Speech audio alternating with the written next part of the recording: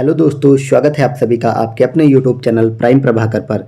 दोस्तों, जैसा कि आप स्क्रीन पे देख पा रहे हैं, ये लिखा हुआ है उत्तर प्रदेश की प्रमुख जनजातियां। और आज हम यूपी स्पेशल के तहत पढ़ने वाले हैं और यूपी की सभी जनजातियों को, वो भी उत्तर प्रदेश की जनजाति मंत्रालय के ऑफिशियल पोर्टल से, जैसा कि आप स्क्रीन पे देख पा रहे हैं। ठीक है, तो हम कोई और सोर्स ना के लेकर के डायरेक्ट यूपी सरकार की वेबसाइट पे जाते हैं, जहाँ पे जनजातियों और लोक संस्कृति आदि के बारे में बताया गया है। तो हम उसके पोर्टल पे डायरेक्ट पढ़ने वाले हैं। ठीक है, तो चलिए हम शुरुआत करते हैं।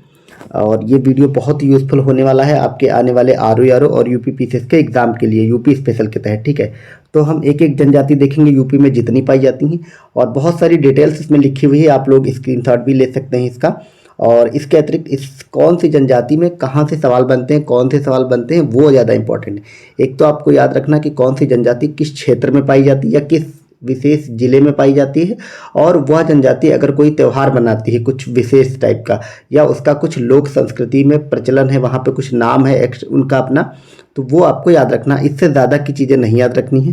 ठीक है, तो हम जनजाति देखें उससे पहले थोड़ा सा जनजातियों के बारे में जो बेसिक डिटेल होती है वो पढ़ लेते हैं। ठीक है, तो नंबर 1 आपको याद रखना है कि जनगणना 2011 के अनुसार उत्तर प्रदेश में कुल जनजातियों की जो संख्या है वो 11,34,273 है। तो ओवरऑल जो यूपी की जो टोटल जनसंख्या है 19 करोड़ समथिंग, उसमें से 11,34,000 लगभग 11,34,000 के आसपास जनजातियाँ। ठीक है, और जनजातियों का जिक्र भारतीय संविधान के किस अनुच्छेद में है, तो वो अनुच्छेद 342 में है। ये भी आप याद रखेंगे, पॉलिटी के लिए इंपॉर्टेंट हो जाता। नेक्स्ट है कि उत्तर प्रदेश की सबसे ज़्यादा संख्या में जनजाति कौन सी, तो वो थारू जनजाति। ठीक है, तो यूपी में सर्वाधिक थारू जनजाति के लोग पाए जाते हैं, और उत्तर प्रदेश में कुल 12 जनजातियां हैं। ठीक है, उत्तर प्रदेश में कुल 12 जनजातियां पाई जाती हैं। उन 12 की 12 जनजातियों को हम यहाँ पे पढ़ने वाले हैं। और सबसे पुरानी जनजाति थारू और बुक्सा जनजाति हैं। ठीक है, और अगर हम सबसे ज़्यादा जनजाति वाले जिलों की बात करें तो यूपी में सोनभद्र जनपद में सबसे ज़्यादा जनजातियाँ पाई जाती हैं, और सबसे कम जनजाति बागपत जिले में पाई जाती हैं। तो ये इतनी जनजातियों के बारे में बेसिक डिटेल है यूपी के बारे में। अब हम एक एक कर सारी जनजातियों को पढ़ेंगे। ठीक है, तो चलिए शुरुआत करते हैं। सबसे पहले हम थारू जनजाति को ही पढ़ लेते हैं। ठीक है, तो इसके बारे में पूरी डिटेल लिखी हुई है। तो ये थारू जनजाति है। ठीक है, और थारू जनजाति ये प्रदेश की सबसे बड़ी जनजाति है, हमने अभी पढ़ा। थारू जनजाति के लोग उत्तर प्रदेश के गोरखपुर के तराई भाग में निवास करते हैं। तो इनका मूल जो निवास वो कहाँ है, गोरखपुर के तराई वाले भाग में। ठीक है, थारू जनजाति के लोग किरात वंश से संबंधित हैं। थारुओं द्वारा बजहर नामक त्यौहार मनाया जाता है। वही मैंने आपको बताया था ना कि ये लोग कहाँ पे पाए जाते हैं और ये लोग कौन सा त्यौहार वगैरह मनाते हैं, वो इंपॉर्टेंट होता है। तो बजहर त्यौहार मनाते हैं। और आर और पीसीएस के जो स्पेशल में सवाल पूछा गया वो ये पूछा गया है कि दीपावली को ये शोक पर्व के रूप मनाते हैं। ठीक है, तो दिवाली को थारू जनजाति को लोग शोक पर्व के रूप में मनाते हैं। ठीक है, थारू जनजाति द्वारा होली के मौके पर खिचड़ी नृत्य किया जाता है। थारू जनजाति के लोगों में बदला विवाह प्रथा और 3 टिकटी विवाह प्रथा प्रचलित है। तो ये भी आपसे पूछा जा सकता है कि बदला विवाह प्रथा और 3 टिकटी विवाह प्रथा किस में है, तो वो थारुओं में है। ठीक है, और अगला है कि थारुओं में दोनों पक्षों से विवाह तय हो जाने को पक्की जोड़ी कहा जाता है। पक्की जोड़ी ना कह के ये लोग पक्की पोड़ी कहते हैं। ठीक है, और उत्तर प्रदेश में 2 अक्टूबर 1980 को थारू विकास परियोजना प्रारंभ किया गया, पर ये सब नहीं पूछेगा। नेक्स्ट हम जनजाति को देखते हैं कौन सी हमारी है। अगली हमारी है जौनसारी जनजाति। ठीक है, तो चलिए इसको देख लेते हैं। जौनसारी जनजाति ये जो है मुख्य रूप से कहाँ पाई जाती है, तो मुख्य रूप से आपको याद रखना ये उत्तराखंड में पाई जाती है। चूँकि 2000 में उत्तराखंड यूपी से अलग हो गया था, और इसलिए उत्तर प्रदेश के पुरोला क्षेत्र, यानी कि ये जो सहारनपुर वाला क्षेत्र है पश्चिमी यूपी में उत्तर की तरफ, जो उत्तर पश्चिम वाला क्षेत्र वहाँ पे ये पाई जाती है, उत्तराखंड से लगे वाले। ठीक है, तो ये सब आपको याद रखना है आपको, और इससे ज़्यादा और कोई सवाल नहीं बनते हैं यहाँ पे। इनका त्यौहार वगैरह जो इम्पोर्टेंट होता है तो वो है ये है कि ये लोग बिस्सू मनाते हैं। बिस्सू मतलब बैसाखी को ये लोग मनाते हैं। पंचाई मनाते हैं और दियाई मनाते हैं। ये लोग अलग अलग नाम है, वही त्यौहार जो हम लोग मनाते हैं उन्हीं को लोग अलग अलग नाम से मनाते हैं। और ये लोग दिवाली को 1 माह बाद बनाते हैं। तो आपसे ये क्वेश्चन पूछा जा सकता है कि कौन सी जनजाति के लोग दिवाली को 1 माह के बाद बनाते हैं, तो वो लोग जौनसारी वाले होते हैं। ठीक है, आप लोग स्क्रीन पे चित्र भी देख पा रहे हैं कि कौन कौन सी जनजातियों के पहनावा वगैरह क्या कैसे वो लोग दिखते हैं। तो ये जौनसारी जनजाति के लोग हैं। इससे पहले हमने थारू वाला देखा था, तो वो भी मैं आपको दिखा देता हूँ। ये लोग थारू जनजाति के लोग हैं। चलिए अब नेक्स्ट तीसरी जनजाति देखते हैं, बुक्सा जनजाति। इसमें इसमें भी चित्र बन के आ रहा है, आप देख पा रहे हैं कैसे बुक्सा जनजाति वाले हैं, ठीक है। बुक्सा जनजाति उत्तर प्रदेश के जिले में छोटी छोटी ग्रामीण बस्तियों में निवास करती है, ठीक है। और बुक्सा जनजाति किस जिले में पाई जाती है, तो ये बिजनौर जिले में है। ये मोस्ट इंपॉर्टेंट है, आपको याद रखना, ठीक है। बुक्सा जनजाति की पंचायत के सर्वोच्च व्यक्ति को तखत कहा जाता है। पर इनकी पंचायत में जो सर्वोच्च व्यक्ति होता है उसको क्या कहते हैं, तखत, ठीक है।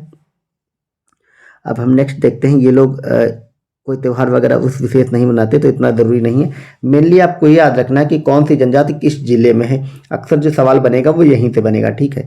तो चलिए अब अगला देखते हैं। अगली जनजाति हमारी खैरवार जनजाति। यूपी की हम 12 जनजातियों को देखने वाले हैं। खैरवार जनजाति ये कहाँ पाई जाती है, ये मेनली ईस्टर्न यूपी में पाई जाती है, जो पूर्वी उत्तर प्रदेश है, जिसको कि हम पूर्वांचल का क्षेत्र कहते हैं, जिसके अंतर्गत मिर्जापुर आता है, ठीक है। मिर्जापुर, वाराणसी, सोनभद्र, गाजीपुर, बलिया, देवरिया, ये जो पूर्वांचल वाला इलाका है, यहाँ पे एक खैरवार जनजाति। तो आपको अगर एक एक जिला नहीं याद है तो आप मोटा मोटा याद रखेंगे कि खैरवार जनजाति पूर्वांचल वाले हिस्से में पाई जाती है, क्योंकि आपसे अधिकतर जो इसमें सवाल बनेगा वो चार चार की जोड़ी में मिलान करने को आएगा। तो कोई एक ऐसा जिला होगा जो तराई का होगा या फिर पश्चिमी यूपी का होगा, तो वहाँ से आप उसको एलिमिनेट कर पाएंगे, ठीक है। तो इसका जो इम्पोर्टेंट सवाल एक और बनता है वो ये कि कर्मा नृत्य किसका है। तो कर्मा नृत्य जो है इसमें लिखा हुआ है वो लोग बनाते हैं, खैरवार जनजाति के लोग, ठीक है। बाकी ये जो सब लिखा हुआ क्या पहनते हैं, इन सब से यूपी और आर वगैरह में सवाल नहीं बनते हैं। अगले देखते हैं हम अगरिया जनजाति, ठीक है। अब अगरिया जनजाति के बारे में बहुत सारी डिटेल लिखी हुई है, पर इसके बारे में आपको ये जानना है कि ये लोग कहाँ यूपी में कहाँ, तो ये लोग दौरा मिर्जापुर के आसपास पाए जाते हैं, ठीक है। तो मिर्जापुर जिला मेनली एक है। अगरिया जनजाति कहाँ पाई जाती है, मिर्जापुर में, ठीक है। नेक्स्ट हम देखते हैं अहेरिया जनजाति। ये अहेरिया जनजाति आप देख पा रहे हैं। और अहेरिया जनजाति की अगर बात करें तो ये लोग बुंदेलखंड में पाए जाते हैं। बुंदेलखंड वाला रीजन वही मतलब बांदा वगैरह के आसपास, ठीक, बांदा, हमीरपुर, जालौन, ललितपुर वगैरह, ठीक है। तो ये ललितपुर में मेनली पाए जाते हैं। बुंदेलखंड क्षेत्र के ललितपुर जिले में कौन से पाए जाते हैं, सहरिया जनजाति के लोग, ठीक है।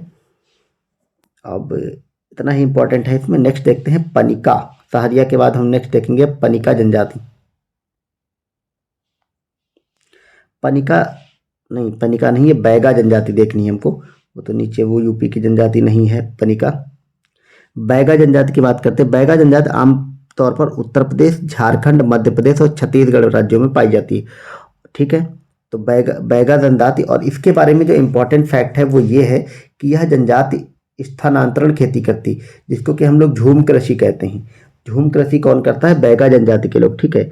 ये यूपी में पाए जाते हैं, मध्य प्रदेश, छत्तीसगढ़ और झारखंड वगैरह में भी पाए जाते हैं, ठीक है। और अगर यूपी की बात करें किस जिले में पाई जाती है, तो आप देख पा रहे हैं ये सोनभद्र में पाई जाती है। क्योंकि ऑफिशियल वेबसाइट है ये, तो इसमें बहुत सारी इनके बारे में माइन्यूट सी डिटेल लिखी हुई है, लेकिन इन सब डिटेल से सवाल नहीं बनते, तो आपको ये फालतू का इतना नहीं पढ़ना है। आपको मैं जो जो इंपॉर्टेंट है जहाँ से सवाल बनते हैं वो मैं बता दे रहा हूँ। जैसे बैगा स्थानांतरण कृषि करती है, जिसको झूम कृषि कहते हैं, और ये केवल यूपी में नहीं पाई जाती, इन 4 राज्यों में पाई जाती है, और ये यूपी में सोनभद्र जिले में पाई जाती है। इससे बस इतना ही आपको याद रखना है, ठीक है। नेक्स्ट हम देखते हैं बेलदार जनजाति। अब अगर बेलदार जनजाति की बात करें तो ये उत्तर प्रदेश के मूल रूप से रहने वाले हैं, ठीक है। अनुसूचित जनजाति का एक वो हिस्सा जो बेलदार होते हैं, ये उत्तर प्रदेश के मूल रूप से रहने वाले हैं। और अगर यूपी में हम बात करें कि बेलदार लोग कहाँ पाए जाते हैं, तो ये सोनभद्र और मिर्जापुर में पाए जाते हैं। हमने प्रारंभ में डिटेल में देखा था कि सोनभद्र में सबसे ज़्यादा जनजाति पाई जाती हैं, ठीक है। और इस जनजाति के लोग सर्वाधिक ईमानदार होते हैं, और ये कबीरपंथी होते हैं। तो ये भी आपसे पूछा जा सकता है कि सर्वाधिक ईमानदार कौन सी जनजाति के लोग होते हैं, तो वो बेलदार होते हैं, ठीक है। और कबीरपंथी भी ये लोग होते हैं, सोनभद्र और मिर्जापुर में पाए जाते हैं, ठीक है। नेक्स्ट हमारी जनजाति है बिंद जनजाति। अब इनके बारे में बहुत छोटी छोटी डिटेल लिखी है। बिंद जनजाति उत्तर प्रदेश में पाई जाती है और अन्य पिछड़ी जाति से संबंधित है। इस समुदाय का दावा है कि वे सिन्हा समुदाय से हैं। बिहार में बिन सहित अन्य जातियों से ये अलग है। बिहार की जो बिन जाति है उससे ये अलग है, और इनकी उत्पत्ति भारत के मध्य भाग में स्थित विंध्य पहाड़ियों से हुई, वहीं से शायद विंध्य नाम आया। और फिर अगर इनकी यूपी में बात करें तो ये सोनभद्र और मिर्जापुर में पाई जाती है, ठीक है। कौन सी, बिंद जनजाति के लोग। अब हम नेक्स्ट देखेंगे चेरो जनजाति, ठीक है। तो अगर चेरो जनजाति की बात करें तो चेरो जनजाति उत्तर प्रदेश, बिहार, उत्तर प्रदेश राज्यों में पाई जाने वाली चेरो की एक अनुसूचित शाखा है। यह एक ऐसा समुदाय है जो मूल रूप से चंद्रवंशी राजपूत होने का दावा करता है और ये सोनभद्र और वाराणसी में पाई जाती है। ये सब जनजाति एक सोनभद्र के आसपास पाई जाती हैं। अगली हमारी है घसिया जनजाति, जो यूपी में पाई जाती है। घसिया जनजाति ये भी सोनभद्र और मिर्जापुर में पाई जाती है। इसमें आपको सिर्फ इनकी लोकेशन याद रखती है और मेनली तो वहीं पे सब पाई जाती हैं। अगली है कोल जनजाति। कोल जनजाति कहाँ पाई जाती है? ये वाराणसी, बांदा, मिर्जापुर, इलाहाबाद, तो इन 4 राज्यों के आसपास ये पाई जाती है कोल जनजाति। तो कोल काफ़ी इंपॉर्टेंट वैसे रहती है, यहाँ पे सवाल बन जाता है, तो आपको याद रखना है ये वाराणसी, इलाहाबाद, बांदा और मिर्जापुर में पाई जाती है। कोई भी पश्चिम का जिला या तराई का जिला हो, अवध वाला लखनऊ के आसपास का, तो वहाँ पे ये नहीं पाई जाती। ठीक है। अगला हमारी और अंतिम 12वीं जो जनजाति है वो है कोरवा जनजाति।